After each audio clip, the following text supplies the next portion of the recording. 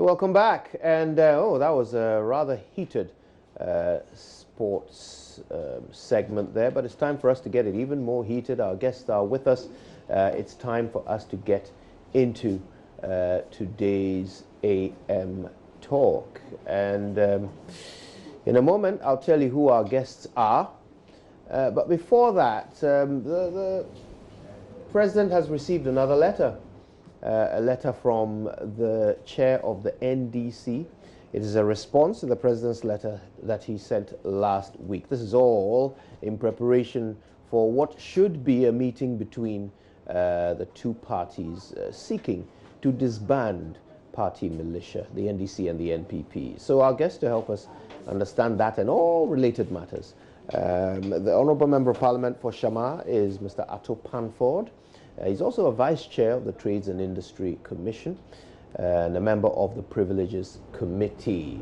Also with us, and Honourable Member of Parliament for Bulsat North, Mr. James Agalga, and he's a ranking member on the Defence and Interior Committee. Gentlemen, how nice to see you both. Good morning. Good morning. Good morning. Right, well, so letters flying up and down. There's something rather old-fashioned about it, you know, which I quite like. People writing to each other, you know, putting their thoughts on paper. And, well, this is the third in the series, if you will. The chairman of the NDC has written back to the President following the President's response to his initial letter last week. We'll pick up a few of the details and then spark our conversation from there. So it's, of course, addressed to the President, dated the 11th of March, that's yesterday. And it's regarding the proposed meeting of NDC and NPP on disbandment of political vigilantism. The position of the NDC, that's the heading of the letter. So he talks about, you know, as usual, thanking the President for his response. And then he says, in the interest of constructive dialogue, we will not, respectfully, dwell on the preliminary remarks in your letter and your unfortunate characterization of our expressed concerns. Fortunately, the short commission sittings are televised and all are free to draw their own conclusions from the testimony proffered to it. In spite of this caution, however, we cannot restrain ourselves from drawing Your Excellency's attention to the recently broadcast documentary by Manasseh Azuri of Multimedia Company on the activities of an illegal militia operating from Christiansburg Castle, Usu, an annex of the presidency. And then it goes on to talk about the fact that the documentary makes some assertions that the vigilante are sponsored by the NPP, and that has not been challenged.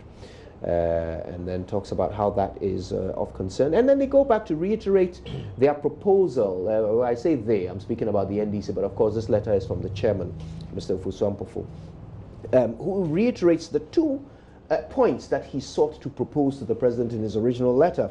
First, that the participation be broadened in the process towards a solution to the crisis of political violence in Ghana. And second, the proposal that the process be professionally facilitated. He then goes on to explain his reason for both. The first one about the broader participation, he just simply says that this is a national issue. There are many stakeholders, not just those who are known to be affiliated with these vigilante groups, but those who will be required to help in disbanding them, as well as those who are affected by their activities. And Mr. Ufusuampofu seeks to point out to the President that all of these parties are just logical inclusions to any dialogue that seeks to find a lasting solution. And then he goes on to talk about facilitation and the reason why he thinks there should be some mediation given by some body that is properly equipped to do so. And again, he makes the same suggestions about institutions, including international ones. You remember the President spoke about his dismay at that suggestion, that we are unable to manage our own affairs and must therefore bring in foreign bodies to mediate a dialogue between two political parties. He felt that these parties can solve this matter amongst themselves. So there are a lot of details in here. We'll be referring to some of them as we go along. But I'm going to perhaps just be random and start with you, Mr. Pamford. This letter, much longer this time around, seeking to really expand on the points that were made originally. Now, I've got to tell you, most people who have read this letter have come back with one word: reasonable.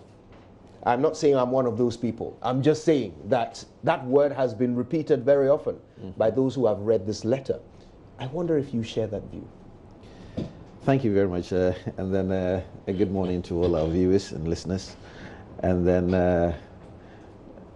another good morning to my constituents in Shama, and then all our friends, you know.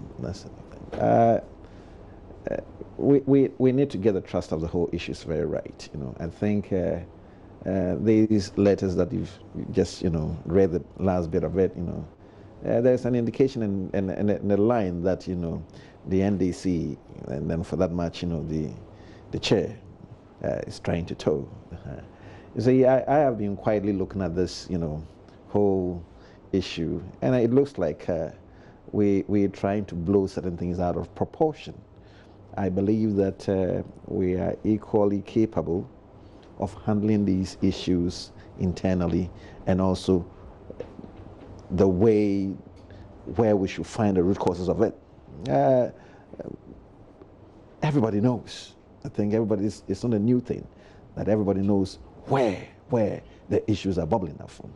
And then these two our own major political parties, the NDC and the MPP. And I believe that we should start to look within ourselves first, and then look without. I think the president's clarion call at Parliament, you know, shook up the whole foundation of the whole two parties. And then if we are willing to be to go with the president and say that, yes, it's about time that we try to reorganize ourselves properly, and then taking that kind of military arms and, you know, that vigilantism out of our whole systems, it will be better for all of us, for us to have a decorum and a discourse where we can have our political parties go to the polls, and then we'll have no major issues, you know, rippling out from there. And I believe that, you know, the president in Parliament made it explicitly. And then we all know, he knows where we all have them. You know, it would be very, very unfair to pretend as if that we don't know where these issues are bubbling up from. But I believe that we should go back again and then look at what we need to do. And then, let me say, our party has taken the step. We all know the kind of, you know, tour that we started with our going through our whole northern regions to make sure that we push the message down.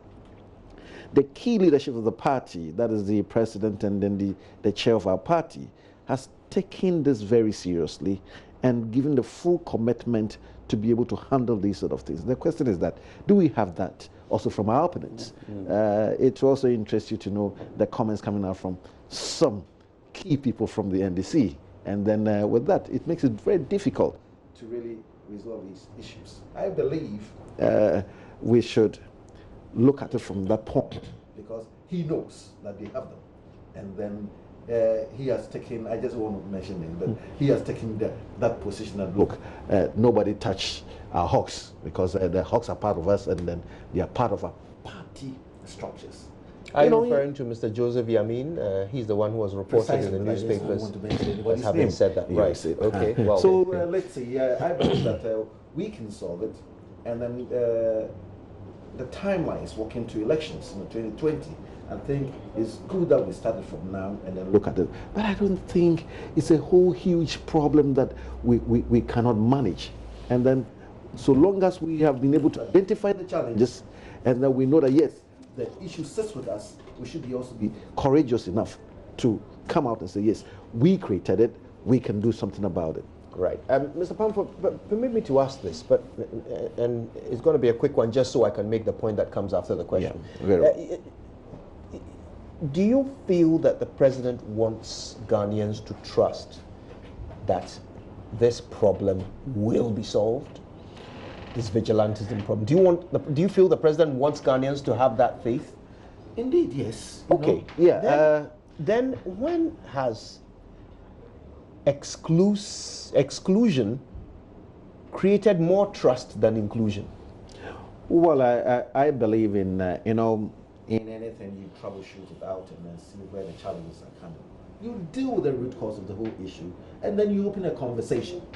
You see, you don't start to open the conversation without dealing with the root cause of the whole issue. And for me, I believe that is the kind of confidence people are reposing in the president, to be bold enough to say, yes, enough is enough, and then we need to deal with these issues, starting from within us. Right. Okay. Mr. Agalga, so the idea is that, look, you're not children. The two biggest parties in this country, the two of you basically do everything anyway. In Parliament, you dialogue without a mediator. In all state, national issues, it's the two of you that, sort it out in the end. Why must this be an exception? Why must there be the inclusion of others to come and babysit before you two parties that have caused this problem solve it? Kojo, first of all, let me say good morning to our cherished viewers. And to quickly say that the fact that my brother here is of the view that the two parties have entrenched positions, and he alluded to a statement attributed to Honorable Joseph Yamin relative to the existence of the Hawks. Yeah. And the fact that they will not be disbanded according to the part reports. of the party structure. Now, if that statement is anything to go by, don't you think that is the more reason why we need to broaden the scope of the conversation? Now, the MPP itself, yes, he said the president spoke about the need for us to disband party vigilantes. But the truth of the matter is that, is he walking the talk? I mean, the Manasseh Azure's expose, if it's anything to go by, it means that the president is not walking the talk. I mean, the fact that the Ayawaso is still an issue that we need to resolve speaks volumes.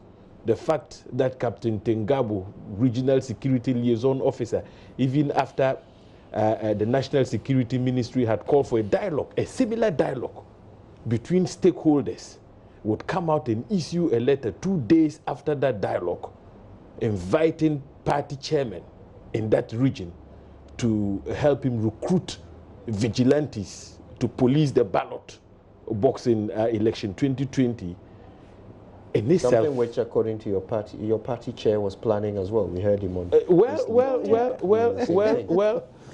Kojo, but that is the more reason why you need to broaden the scope of investigations. I'm not by any means suggesting that whatever you heard in that tip has been authenticated. In fact, the chairman has denied before the investigators. It is up to the investigators to prove the authenticity of that tip. Fair enough. But having said that, Kojo, play along. having said that, in conflict resolution, stakeholder participation is very key and relevant if you want to achieve success at the end of the day. Is it not true, Kojo, that in this country, for instance, the Peace Council is a statutory body charged with the mandate to develop mechanisms for conflict prevention and resolution? And so if we're looking to deal with this matter once and for all, why leave out a body like the Peace Council, which already has the statutory mandate?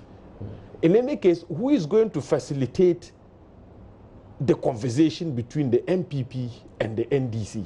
You need a facilitator. Well, who else we should sit down and talk, NDC, MPP, given the fact that both parties have entrenched positions over this matter? How are you going to resolve the matter at the end of the day? You simply just go drink coffee, argue amongst yourself, and part ways. That's not going to be our approach.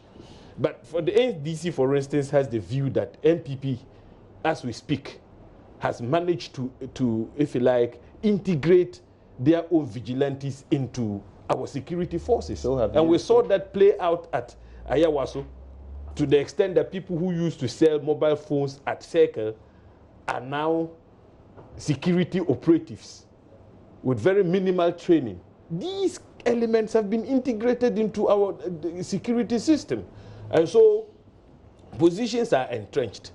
If you go to the negotiating table without a professional facilitator, somebody who has the expertise to ensure that both parties are heard at that conversation, how are you going to make a headway? In any case, when eventually roadmaps are developed out of the conversation the two parties will have, how about the implementation process? Who would implement the disbandment of party political vigilantes? And so in this matter, you require the presence of the police. The police is an essential, and if you like, very important agency of state that should never be left out in any such conversation. Now, the chairman's letter also calls for the involvement of the ECOWAS, if you like, UN and its affiliated bodies like the UNDP, etc. And the president's view was that, look, we're a sovereign nation and that we can deal with these issues. Kwadwo, look, Ghana is part of the ECOWAS. Ghana is part of the UN. And so whenever there are issues which are, of course, has the potential to degenerate into conflict, like party vigilantism is fast increasingly degenerating into a major issue for us to contend with, why leave out, those bodies that you belong to? Once you signed up to the, say, ECOWAS protocols, etc., in a way, whether you like it or not, you've ceded part of your sovereignty to those international bodies.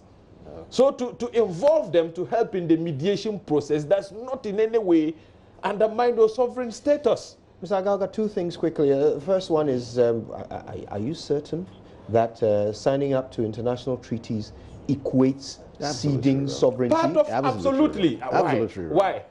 When Liberia went up in flames, were you not in this country? Ghana intervened, Nigeria intervened. In line with normal Westphalian principles, you'd ordinarily not expect that ECOWAS, as a bloc, would intervene in the internal affairs of a sovereign state.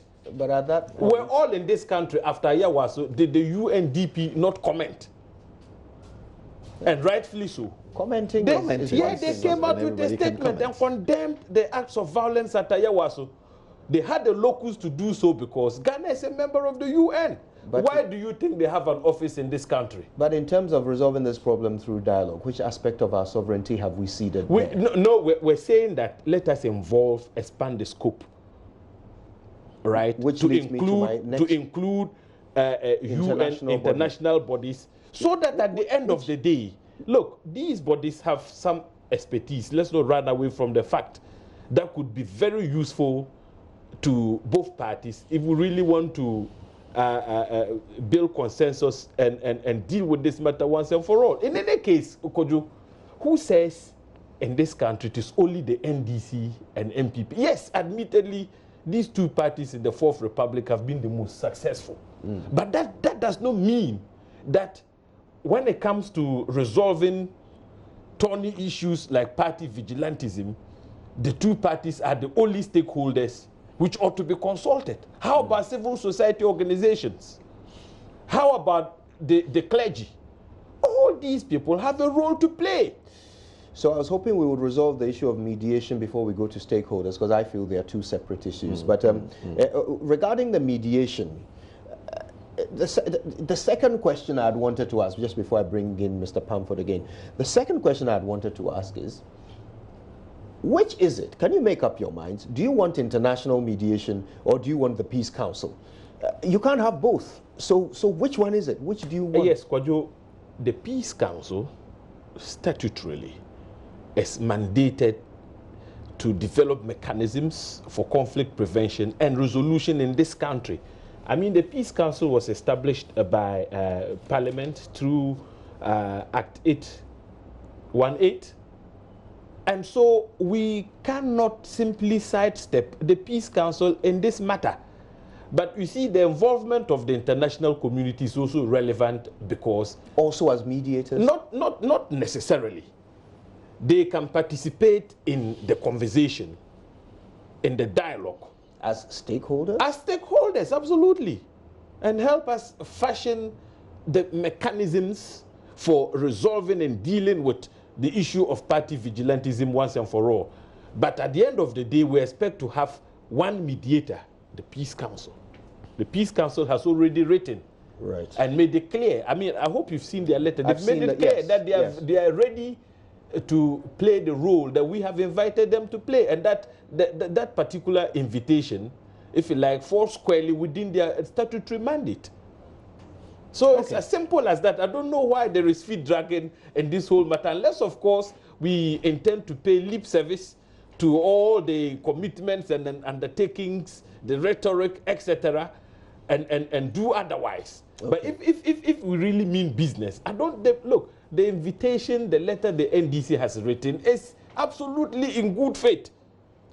Right, let's focus on stakeholders for a moment. Mr. Pamford, I mean, so yes, understood, granted, you feel the two parties are capable of resolving this matter without mediation, right? But how can the people of Ghana, for whom you two parties have caused this problem, simply sit back and watch you go and sit in a room, come back out and tell us something, believe that you have actually sat down and dealt with the reality of the issue, even though we were not there, we were not stakeholders. We, the victims of your acts, were not stakeholders. We just watch you come out. It's kind of like two different people rob you on 2 different days, and then they say, we're going to punish each other. Let's allow us to go and, you know, sentence each other and come back and tell you that we've sentenced each other, we'll never do it again. Why do you even expect the people of Ghana to accept such an arrangement? Thank you very much, Kojo. I think a quick one to correct one of a few things. You see, Kojo, let us be very clear here. There is no conflict here. There is an issue that needs to be dealt with, and the issues, we know where the issues are coming from or emanating from.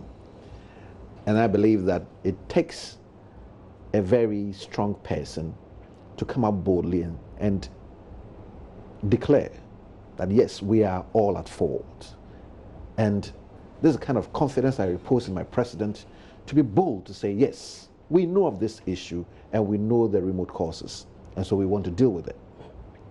I believe that, this issue is not going to be just an event, but must be a continuous process activity, which we must observe it right, make sure what are the processes, even when you are disbanded, what follows up next here and there, and this need carefully thought through steps by getting the main players involved. And here, what I will say is that we know that we can deal with these issues from within before even we open a bigger conversation. Well, who benefits from that? You see, now the whole Ghanaians, or let me say even the whole world, are looking at how best we can resolve these issues. The first step is within. There must be the willingness. Because you and I, if we have any issue, we must be willing to say that, yes, we want to give up with all these kind of issues. Who appears unwilling at the moment? If you look at it carefully, look at that bold statement coming from Honorable Yamin. But he is not the one writing to the president. Very well. I don't expect that he's the one who will be... very important integral part of the NDC. And then operates and commands the hawks, which are, he has said verbatim and recorded and reported as such, that the hawks are part of them. In our scenario, we have people who are sympathizers of the party, but then they will follow you and then try to see if they can be of help to you. Okay? But then, they are not registered, recognized members of the party as an organ. He insists that they are, according to the report we read this morning. But how will the two of you meeting alone solve the Yamin problem? You see, that's the reason why I'm saying that, look, before two parties can resolve any issue, there must be the readiness and the preparedness to do that. That kind of goodwill the president and then the chairman of the party of MPP has given out, we expect same from other colleagues. That they've written letters and expressed but if you have these very strong concerns coming from they are within, and it makes you sit up again.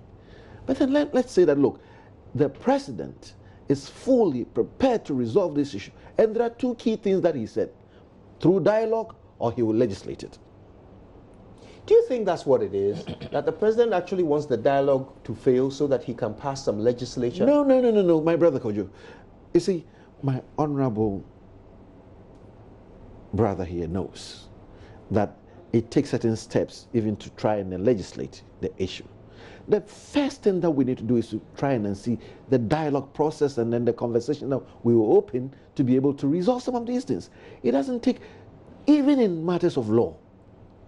Why do we have the alternative dispute resolution arm? You see, there are always positions where when we dialogue and have a conversation, we might even be able to resolve issues even more quicker than we might even think. But is that what you see the president doing? He is expressing dismay at the suggestions that were made by the NDC. You see, I mean, not when dialogue? you want to, blow the whole issues out of proportion and then start calling up people as if we cannot, handle our own issue. What he was dismayed at was the suggestion of a mediator. You see, the issue is that we don't have a conflict here. There are issues that need to be strategically addressed. We don't have a conflict yet. We don't have a conflict yet. yet. Play back the Ayawaso West Wogon video. My brother, these or perhaps we should talk about any of the others.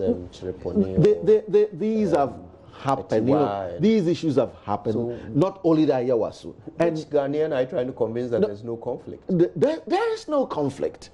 There is no conflict. Okay. I see there are issues for us to be able to resolve. And the issues, we'll be able to identify the root cause of these issues. You see, this vigilantism. And then we all know. And the most important thing is that when you have a coin in your pocket and you fish out for it, you know exactly where to fish it out. So we should not pretend as if we don't know.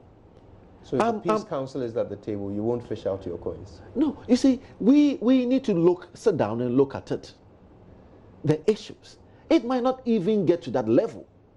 Because since we know, NPP has taken the step to tour throughout the whole place to make sure that we communicate to them that, look, this is not acceptable anymore. What is the downside of having, for example, the Peace Council mediate your interaction with the NDC? What's the downside? Like, explain the disadvantage. How could that damage the process?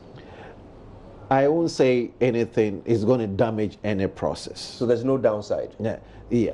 What we need to do is that, I believe that, there are issues that the NDC has, that, in respect of this, the MPP has it up, but then we'll have to see that, okay, look, let's all let go. If we are prepared to say we're going to let it go, where will be the problem for us to have even a mediator to sit in between us? If you and I so there's no downside, but the president is dismayed. You see, at the suggestion. You see, they're calling up for international, mediators. Just like you asked my honorable friend, are we going to use international? You see, we should not rock it so much, but try to make sure that we resolve it within. If we have the process started between the two parties, if we so require that there should be a mediator, the process will show. Look, Kojo, let's not pretend as if conflict resolution is not a discipline with its own set of rules and, if you like, regulations and etiquette. Let's not pretend. So why do we want to shelve the if you like, time-honored and tested rules that are applicable in conflict resolution and act in a manner that wouldn't yield any dividend at the end of the day? He says the two parties should meet. When they meet and there is the need, there is the requirement for the appointment of a mediator, we can consider that later. I mean, what's that? Look, this is a whole discipline with its own set of rules. So please, if you there should be sincerity in whatever we want to do from the outset. The president has spoken, and you lauded him so much. He came to I have the state of the nation address here. He spoke at length. When he spoke, we doubted what the president said, because events that unfolded subsequent to what the president even told us did not suggest to us, those of us in the NDC, that the president meant to walk the talk. And that is why... Which events? Oh, after the president's statement, Koju, we all saw the documentary that was aired by Manasseh Azuri. But before that documentary, we had the leaked tape, which I understand you're duty bound to deny. But I mean, it's not that I'm duty bound to deny. The rest of us heard it. Kojo, it's not that I'm due. I mean, it's a legal process.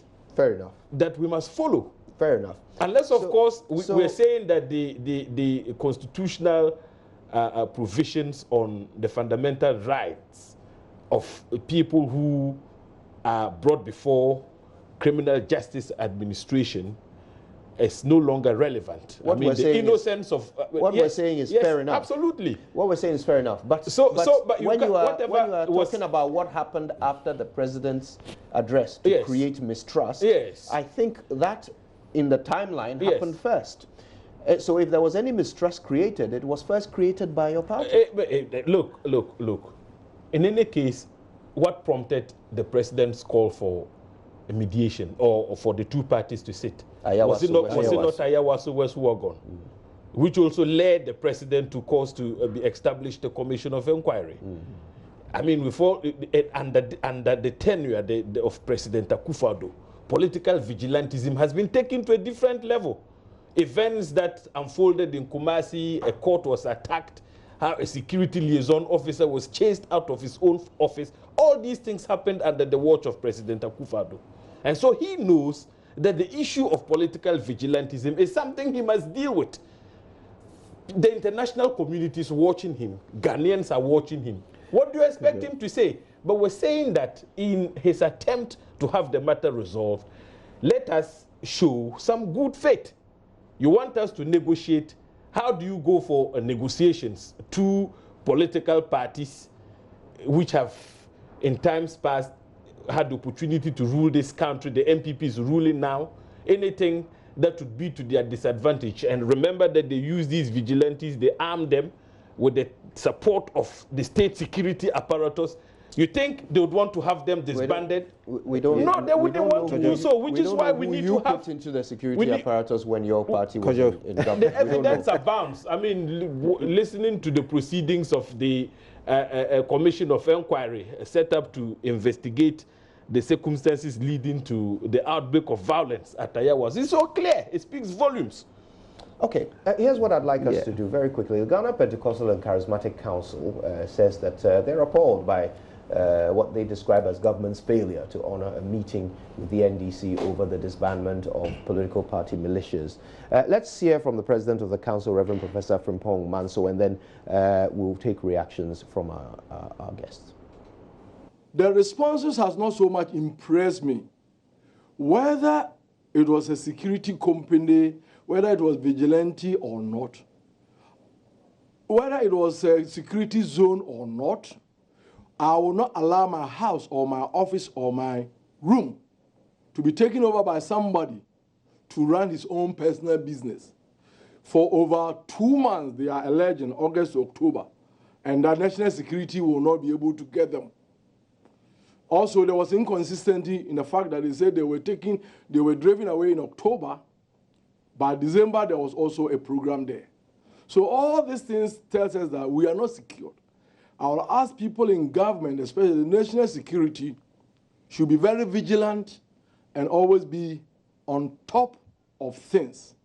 And of course, the responses to, we asked the government in power and the opposition party, the lead opposition party, NDC. These two parties are the parties that are harboring or incubating or sponsoring or managing vigilante groups. We came out clearly in no uncertain terms that these two parties should disband their vigilantes groups or the groups that are associated with their parties. We had a healthy response from His Excellency the President during his SONA address, or the State of the Nation's address, he inviting the NDC for them to sit together within a week and disband it. We were so happy that something good was going to happen. The NDC also came out that they would want it to be disbanded, but for them, the president should involve other mediators like the Peace Council and the clergy. We, the GPCC, came out to say that we are even available if we will be involved. But we've seen that it has turned out to be rhetoric, accusation and counter-accusation. The president wants them to meet. The NDC says, unless you bring Peace Council or civil society. And for nearly 1 month, nothing has happened. We are appalled. We are discouraged. We don't see the way clear. But for the GPCC, our timelines are intact. We are waiting. It's now 1 month gone, 2 more months to come. And within the next 2 months, if we don't see vigilantism disbanded, like we said, we will take to the streets and make a peaceful protest across the nations, from the north to the south and east to the west, and tell our people to reject any political party that harbors and promotes vigilantism. We are over 8 million, and for this time, we are serious, and we will not allow politicians to display any politics on us. The power belongs to us. We have given it to them, and we will make sure that vigilantism never succeeds. It is good news that these two lead parties have said they abhor it, they don't support it, they hate it. What is preventing the MPP, whether the NDC will come on the table or not, to say that from today, we don't want it, we don't accept it, and it should be disbanded? And what is preventing the NDC from coming out today to say that whether we are bringing mediators or no mediators, we trust in the national security operatives, we trust in the Electoral Commission, and we are disbanding it now.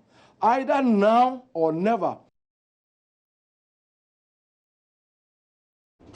Right, the Reverend Professor Frimpong Manso there, speaking to my colleague Komladum. Now, Mr. Agalga, I'm going to start with you on this occasion, because I know your party has taken every opportunity to criticize leaders of groups like this for being partial, partisan, in their criticism of political parties, and basically tending to criticize the NDC more than the NPP. Your flag bearer, former President Mahama, talked about it in church a couple of weekends ago when he said the Peace Council chair is seen to only be lambasting him in the Ayawaso matter and not the NPP. Well, here's a religious leader who's not afraid to open up and let rip on government. Surely that must debunk your party's position on this matter? No.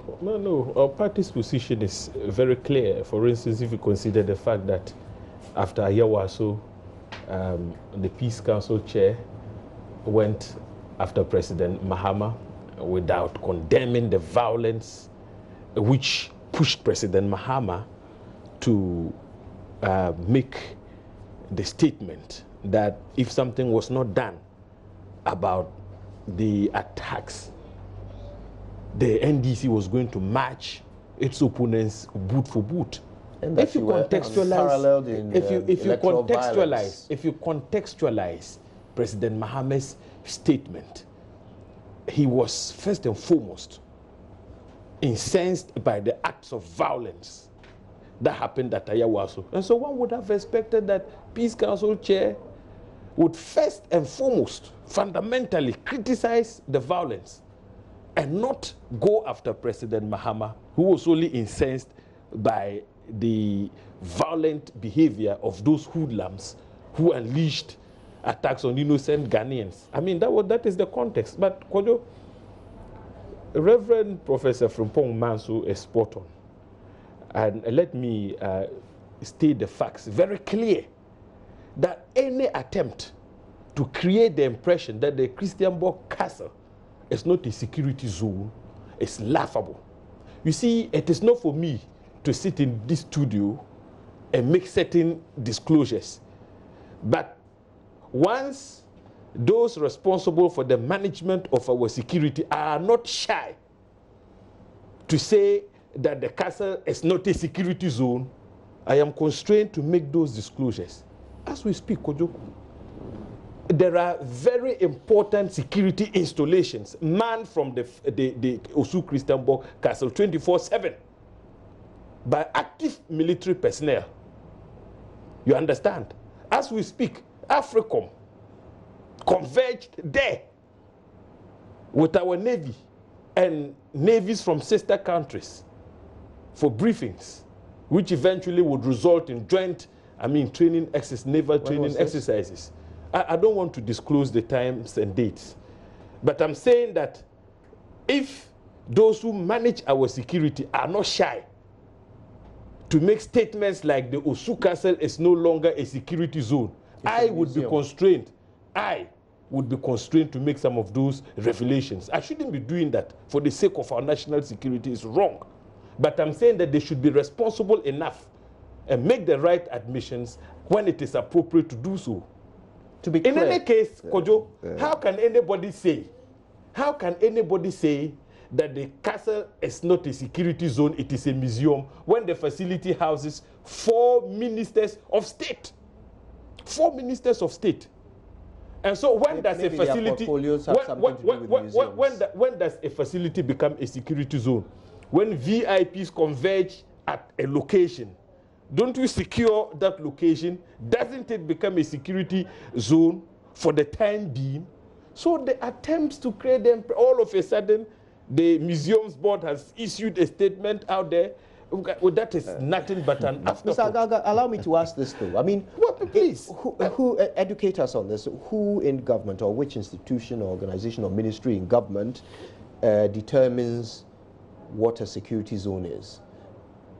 Who makes the determination? Look, we have the National Security Council. Right. And the National Security Council has a secretariat. It is that secretariat which has now metamorphosed into the Ministry for National Security. Right. So more appropriately, that determination would be made by the National Security Council. That's right. But I am saying that it's not. I am saying that, look, that statement is a desperate attempt to cover up for the illegal, if you like, operation of the I group at that facility. That is a desperate attempt. So what you're saying is that the military currently, as we speak, are working from absolutely. Christianborg They Castle. man very critical facilities from that facility. So why? Why are they denying the fact and trying to create the impression? So Kojo, can you just get up now? Go there. It's a museum. What is in there for you to go viewing? What is in there? Apparently, the people who man the lawn might be able to help me. The people who man the lawn, I mean, give us a break. They should give us a break. Before I bring Mr. Pamford in, let me address one critical issue. Right. And it has to do with the president's, if you like, threat or warning to legislate on vigilantism if the dialogue he's called for does not yield any dividend.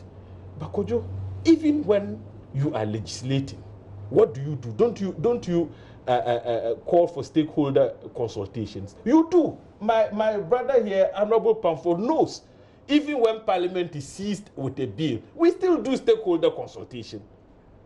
So why is it that if the two parties are to dialogue, you don't want to have anything to do with stakeholders?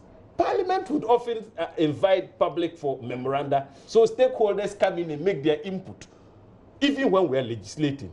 So the message I want to send to President Akufo-Addo and Honorable Pamford is that if this dialogue doesn't happen, and you decide to take the path of legislating on the subject, we would still come back to the same point of having stakeholder consultations and engagement.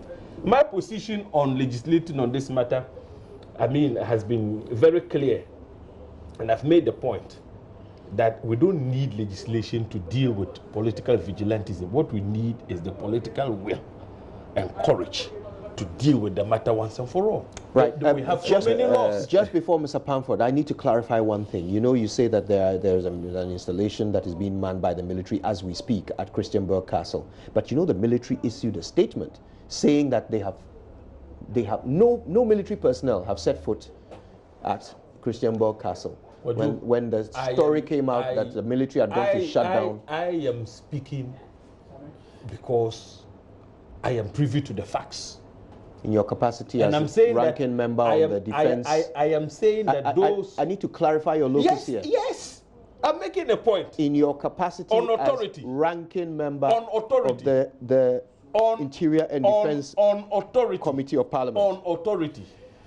And I've made the point, Kwaju, and former Deputy Interior Minister. Absolutely. And I've made the point that where 4 ministers of state converge in a facility, you have the luxury to say that facility is not a security zone, then you must be very irresponsible. I think, absolutely, then you must be very irresponsible. I think, Mr. Pamford. 4 ministers of state. Thank you very much, Kojo. I think, let me correct one of the key points that, you know, my brother is trying to make, which I think is inappropriate. I think, one, he does not speak for the military security apparatus. 2, all the ministries that we have, are they public places or they are security places?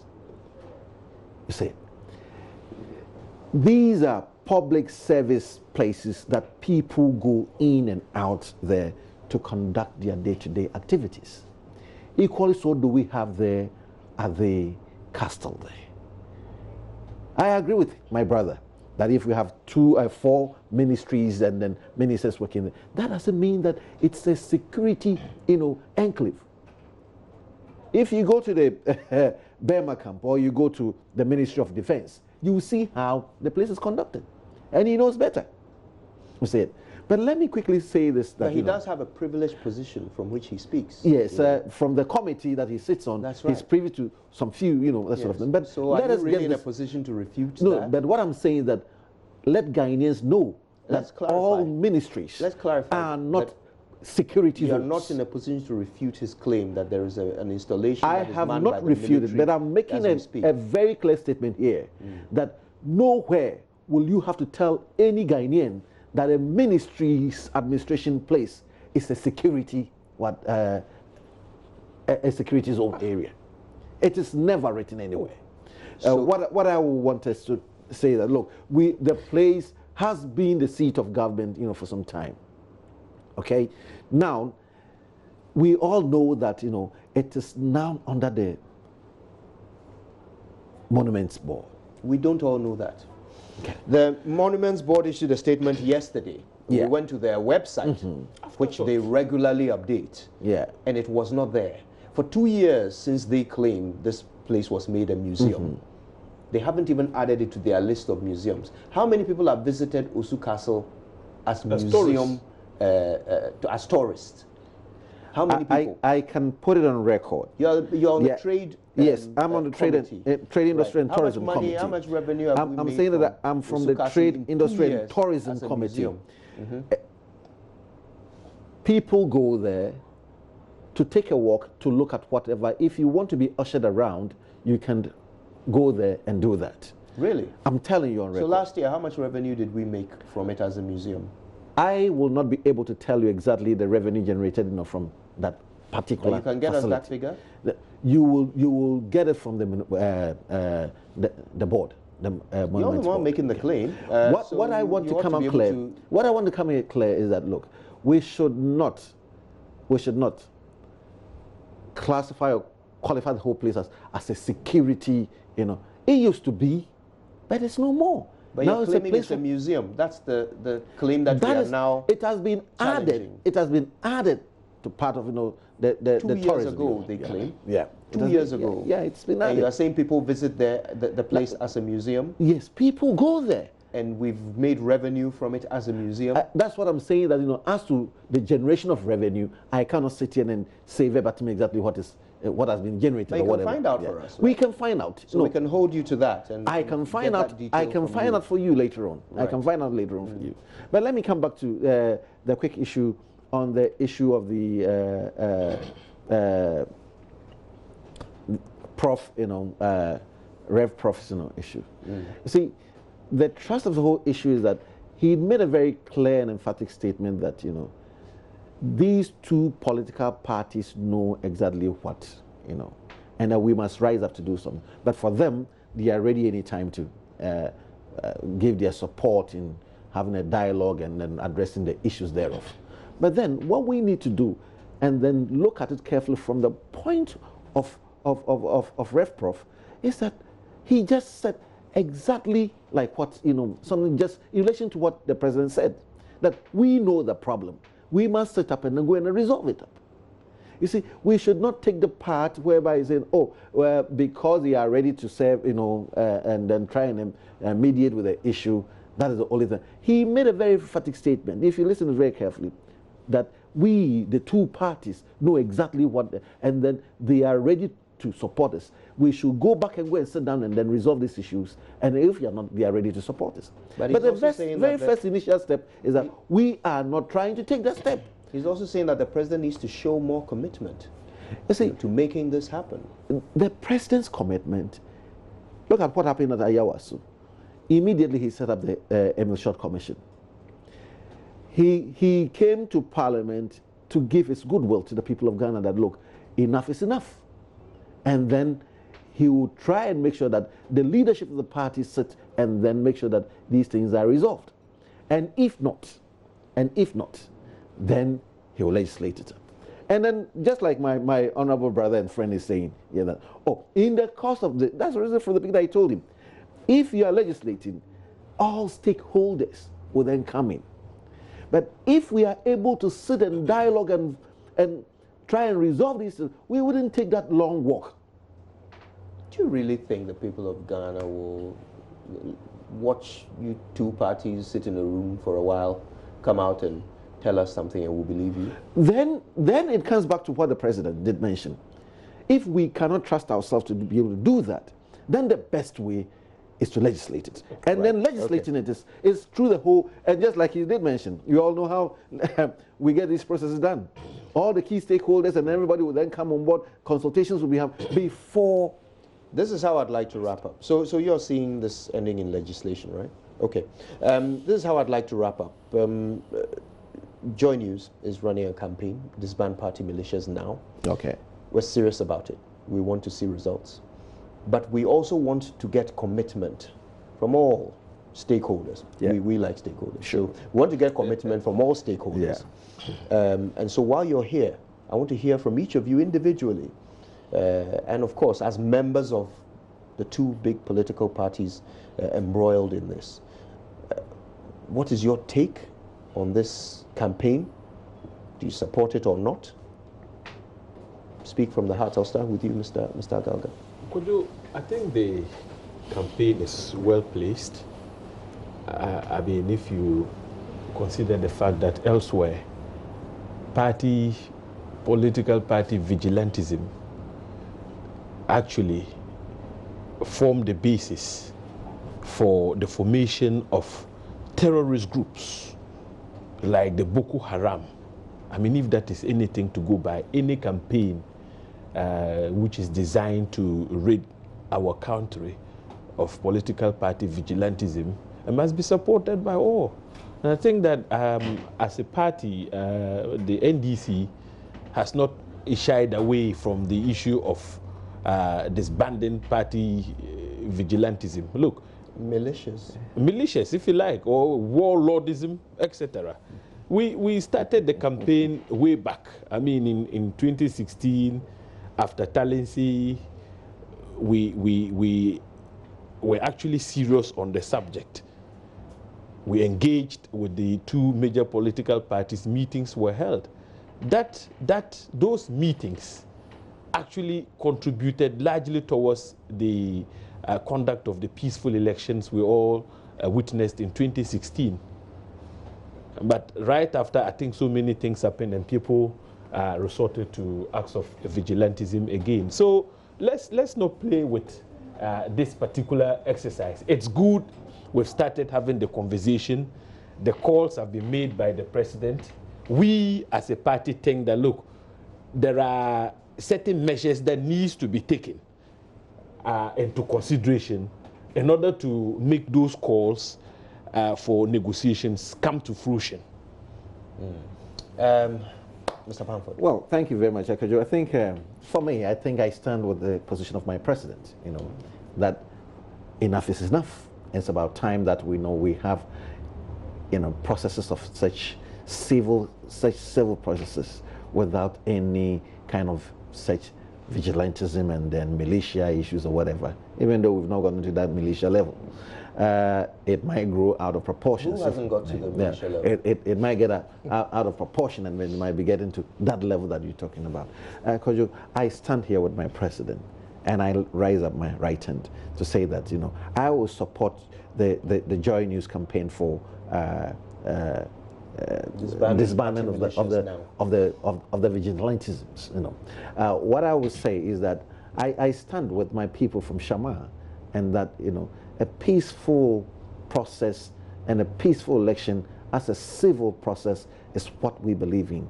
And then this government, which I'm part, we will make sure that we have it done by supporting your campaign for the disbandment of vigilantism.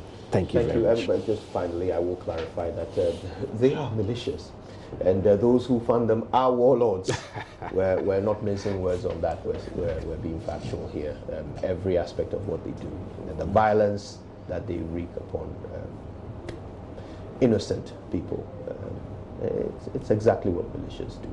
And that's why we want them disbanded. We want a safe, peaceful Ghana. We're happy to have the commitment of these fine gentlemen here and the two parties they represent. We will seek to disband party militias now. Mr. Agalga, Mr. Pamford, thank you both so much for your time with us. Thank you, my brother. Thank you. God bless you both. Thank you. And there's more coming up right here on the AM show. There's an upsurge in neonatal deaths at the Cape Coast Teaching Hospital due to a lack of basic neonatal facilities. Now, doctors say that this accounts for half of the deaths at the NICU, the unit there.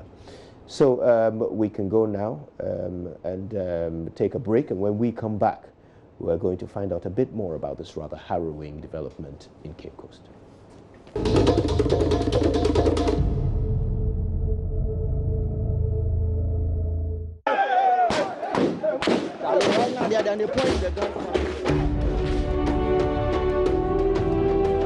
Like all bad things in this country, we call bribes by fond names and we stop seeing them as bad.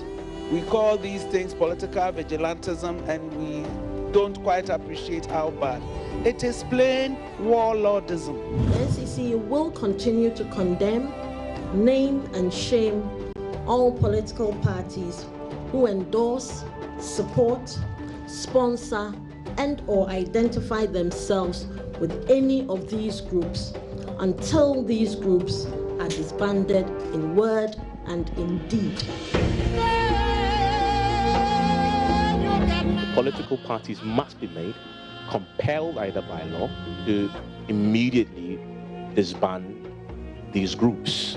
Not only disband the groups, disarm the groups. Coming from my own experience in Liberia and what I saw, and my family, some family members actually fought in the war, and some died in the process. People died, friends of mine died, and it touches everyone. I mean, when a situation comes, it doesn't know party colors, it doesn't know the color of your skin, what you're wearing, it doesn't know anything. This is not on, and we cannot, as a people, allow it to go on. I believe that the time has come for us as a political class to say that this development is not good for the future of this country. We need to collectively stand up against this,